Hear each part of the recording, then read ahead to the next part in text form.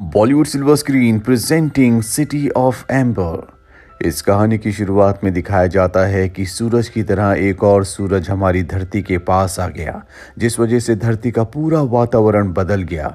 वैज्ञानिकों को समझ में आ चुका है कि अब धरती रहने लायक नहीं बची, इसीलिए वो ज़मीन की बहुत गहराइयों के नीचे एक अलग शहर का निर्माण करते हैं ताकि इंसानियत को बचाया जा सके। और अब बहुत सारे लोग ज़मीन की उस गहराइयों में उस शहर में चले जाते हैं जिसका नाम सिटी ऑफ एम्बर है। ये यहाँ पर अगले 200 साल तक रहेंगे, क्योंकि वैज्ञानिकों का मानना है कि 200 सालों तक धरती पर रहने लायक वातावरण नहीं होगा। जमीन की गहराइयों की जिन भूल भुलैया में अब सब लोग रहने के लिए चले गए हैं, वहां से निकलने के लिए एक नक्शा बनाया जाता है जिसे एक खास बॉक्स के अंदर डाल दिया जाता है। उस बॉक्स में टाइमर लगाया जाता है 200 साल का, ताकि आने वाली फ्यूचर जनरेशन जब इस बॉक्स को खोले तो उन्हें यहाँ से बाहर निकलने का रास्ता मिल जाए।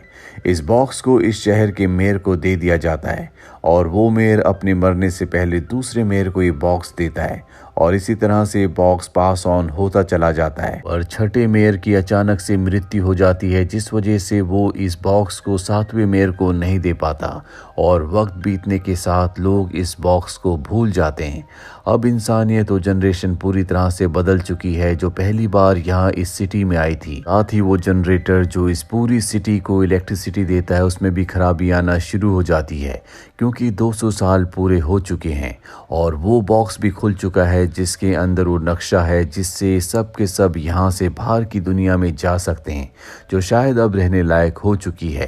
पर उस बॉक्स के उस नक्शे के बारे में अब किसी को नहीं पता। फूड सप्लाई और मेडिसिन्स भी अब खत्म हो रही है, क्योंकि यहाँ पर हर एक चीज को 200 सालों के लिए रखा गया था और 200 साल पूरे हो चुके हैं। यहीं शहर में हम एक स्कूल को दिखाया जाता है जहाँ पर बहुत सारे छोटे छोटे बच्चों ने अपनी बेसिक एजुकेशन को पूरा कर लिया है, जिसके बाद इन सब को एक एक पर्ची निकालने को कहा जाता है। इस पर्ची में वो काम लिखा हुआ है जो इन्हें पूरी जिंदगी करना है। यहीं पर डून नाम का एक बच्चा होता है। जब वो अपनी पर्ची निकालता है तो उसकी पर्ची में पोस्टमैन का काम आता है। हालांकि वो एक जनरेटर मैकेनिक बनना चाहता था, क्योंकि उसके पिता भी जनरेटर मैकेनिक है। वैसे भी यहाँ पर सबसे ज्यादा पर्चियां जनरेटर मैकेनिक की ही थी, पर उसकी किस्मत में पोस्टमैन का काम आता है। यहाँ पर डून की दोस्त भी है जिसका नाम लीना है, और लीना जब अपनी पर्ची निकालती है तो उसमें पाइप वर्क लिखा हुआ आता है, जो कि लीना को बिल्कुल पसंद नहीं होता। इसीलिए सीक्रेटली ये दोनों के दोनों अपनी पर्चियों को बदल देते हैं, जिससे लीना को बहुत खुशी होती है, क्योंकि वो हमेशा पोस्ट ऑफिस में काम करना चाहती थी। वहीं डून भी अब कुछ हद तक सेटिस्फाइड है, क्योंकि वो जनरेटर मैकेनिक बनना चाहता था, पर अब उसे पाइप्स का काम मिला है, जिसका मतलब ये है कि वो हमेशा जनरेटर्स के आसपास ही रहेगा। वहीं लीना जब अपने घर जाती है तो वो अपनी दादी को अपने जॉब के बारे में बताती है। उसकी दादी बहुत ज़्यादा बूढ़ी है, इसी वजह से कुछ हद तक उनकी याददाश्त भी कम हो चुकी है। वो लीना से कहती है कि तुम्हें अपने पिता के मैसेज को हमेशा याद रखना चाहिए। दरअसल मरने से पहले लीना के पिता ने उसे बताया था कि बाहर की एक अलग दुनिया है और एक दिन हमें यहाँ से बाहर जाना होगा। उन्होंने उसे उस बॉक्स के बारे में भी बताया था जिसके अंदर बाहर जाने का नक्शा है, लेकिन लीना को ये सारी की सारी बातें झूठी लगती है। अगले दिन लीना जब काम पर जाती है तो देखती है कि कुछ लोग एक आदमी को मार रहे हैं। वो आदमी चीख चीख कर कह रहा होता है कि शहर के अंधेरे हिस्से में जहाँ पर किसी भी इंसान का जाना मना है, मैंने वहाँ पर एक बहुत बड़े क्रिएचर को देखा, पर उसकी बात पर कोई विश्वास नहीं करता और उसे पकड़ कर ले जाया जाता है। तभी लीना वहाँ पर आती है और देखती है कि वहाँ पर उस क्रिएचर का सिंग है, जिस क्रिएचर के बारे में वो आदमी बता रहा था। यानी कि लीना को उस क्रिएचर पर अब पूरी तरह से यकीन हो चुका है। वहीं डून को दिखाया जाता है जो अपने काम पर जाता है, और उसका जो सीनियर ऑफिसर होता है वो बहुत ज़्यादा स्ट्रिक्ट होता है। डून उसे कहता है कि मुझे पता है कि यहाँ पर एक पाइपलाइन खराब है, मैं उसे ठीक करना चाहता हूँ। उसका सीनियर ऑफिसर कहता है कि तुमसे पहले भी कई लोगों ने कोशिश की है, लेकिन उस जगह को ठीक नहीं किया जा सकता। डून से और बाकी सभी से वो बहुत मेहनत करवाता है, पर डून किसी भी तरह से उस पाइपलाइन को ठीक करना चाहता है। इसीलिए जब उसका सीनियर ऑफिसर सो रहा होता है, वो उसकी जेब से उस नक्शे को चुरा लेता है जो पाइपलाइंस का नक्शा है, और अब वो उस नक्शे की मदद से आगे बढ़ना शुरू करता है। इस पूरे शहर में इतनी बड़ी बड़ी और इतनी लंबी पाइपलाइंस होती है जिसके बारे में किसी को नहीं पता कि वो कहाँ से आती आती हैं और कहाँ जाती है। और अब डून लगातार आगे बढ़ते हुए कमरे के बाहर पहुंचता है जिसका नंबर 351 होता है। इस कमरे के बारे में नक्शे में कुछ भी नहीं लिखा होता, क्योंकि ऐसे ही किसी भी कमरे में जाना मना है, इसीलिए वो यहाँ से आगे बढ़ जाता है।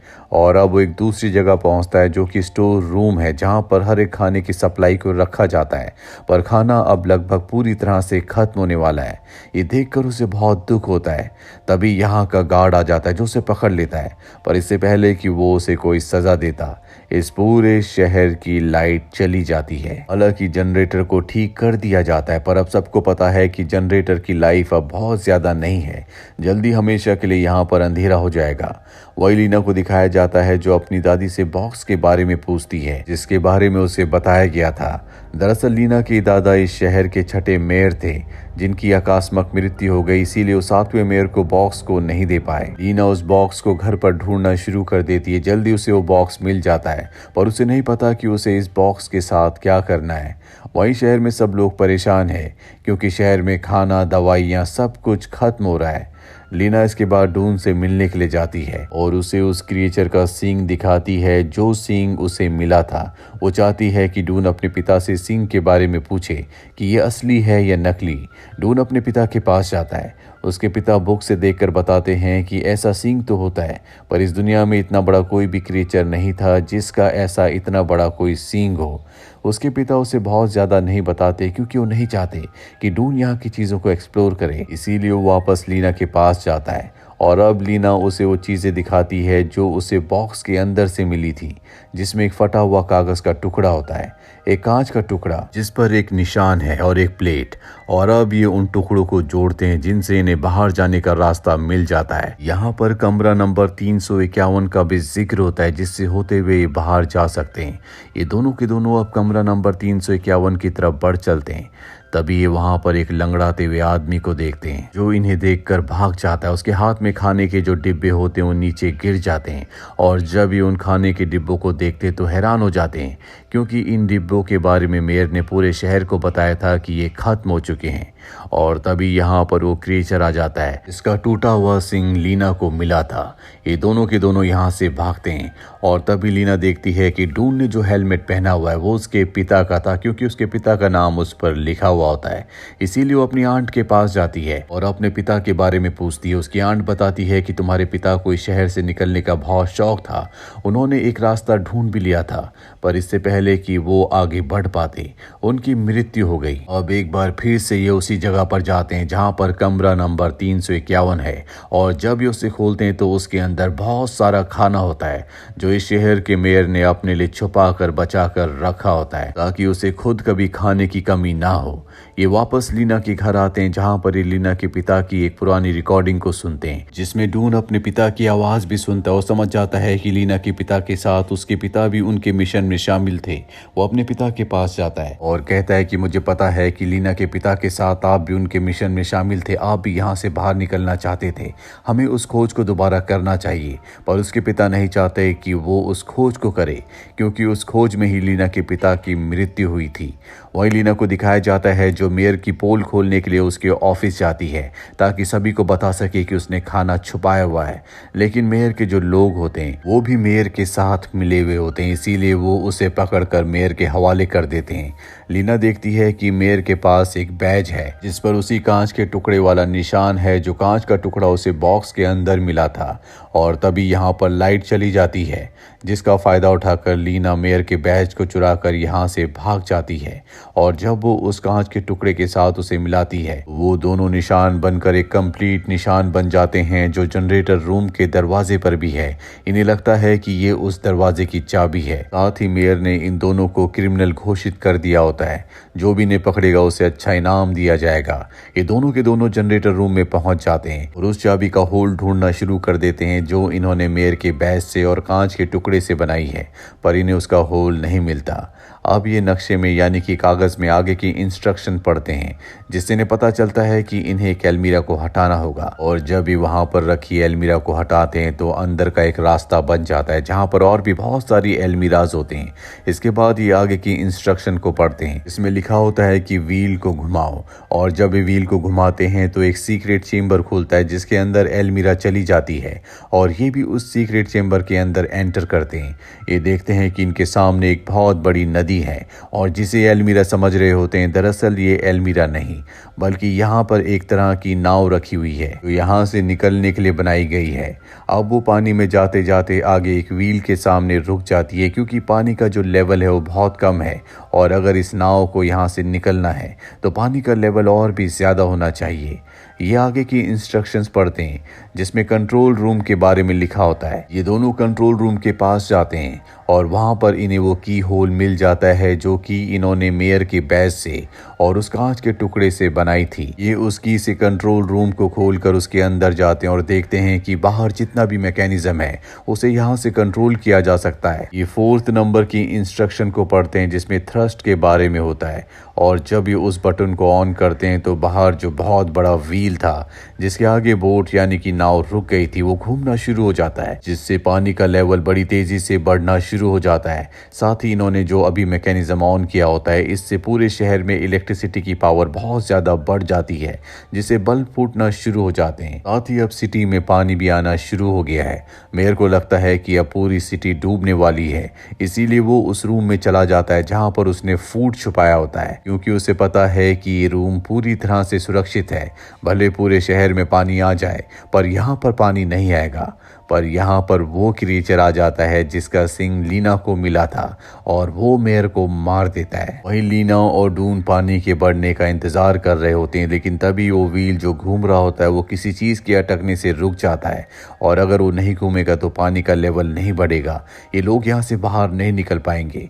पर तभी यहाँ पर डून का सीनियर आ जाता है, जो किसी तरह से उस प्रॉब्लम को फिक्स कर देता है। पर अगर वो चाहता है कि वो व्हील घूमता रहे तो उसे वहाँ लीवर को पकड़ बैठना होगा।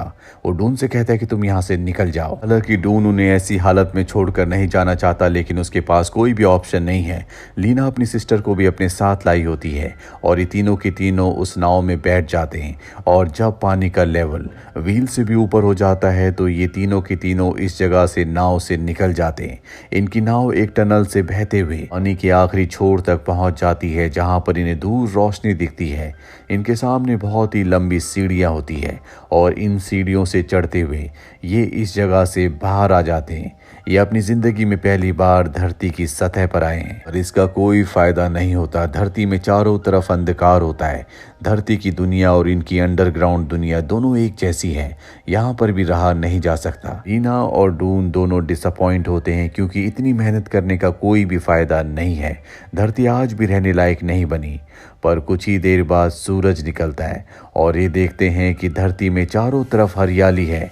दरअसल 200 सालों में धरती पूरी तरह से ठीक हो चुकी है। ये देखकर ये बहुत खुश हो जाते हैं। तभी इन्हें एक पक्षी दिखता है, और ये उस पक्षी का पीछा करते हैं, और आगे बढ़ते हुए इन्हें एक बहुत ही गहरी खाई दिखती है। जब ये उसके अंदर देखते हैं तो कई किलोमीटर नीचे इन्हें अपना एम्बर शहर दिख जाता है। इसके बाद एक संदेश लिखकर पत्थर से उसे नीचे एम्बर सिटी में फेंक देते हैं, जिसमें लिखा होता है कि हम बाहर पहुंच गए। साथ ही बाहर निकलने का रास्ता भी बताया होता है, और किस्मत से वो संदेश डून के पिता को मिल जाता है, जिससे वो समझ जाते हैं कि अब धरती तक डून और लीना पहुंच चुके हैं। इसका मतलब है कि एम्बर सिटी के सभी लोग जो कि धरती की गहराइयों में पिछले 200 सालों से रह रहे हैं, वो सब भी बाहर आ जाएंगे। और इसी के साथ ये फिल्म, ये कहानी यहीं पर खत्म हो जाती है। उम्मीद करते हैं कि ये कहानी आपको पसंद आई होगी।